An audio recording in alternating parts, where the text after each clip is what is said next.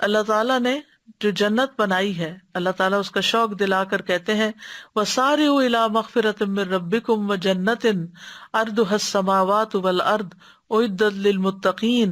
ایک دوسرے سے آگے بڑھ کر اپنے رب کی بخشش کی طرف دوڑو، اور اس جنت کی طرف جس کی چوڑائی آسمانوں اور زمین کے برابر ہے، یہ ڈرنے والوں کے لیے تیار کی گئی ہے۔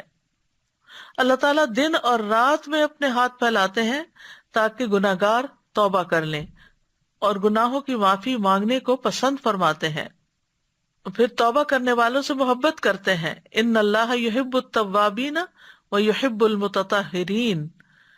پھر توبہ کا اعلان ہر روز ہوتا ہے۔ ابو ہریرہ کہتے ہیں رسول اللہ صلی اللہ علیہ وسلم نے فرمایا، ہمارا رب تبارک و تعالی ہر رات کو اس وقت آسمان دنیا پر آتا ہے جب رات کا آخری تہائی حصہ رہ جاتا ہے۔ وہ کہتا ہے کوئی جو مجھ سے دعا کرے تو میں اس کی دعا قبول کروں؟ ہے کوئی مجھ سے مانگنے والا کہ میں اس سے دوں؟ ہے کوئی مجھ سے بخشش طلب کرنے والا کہ میں اس کو بخش دوں؟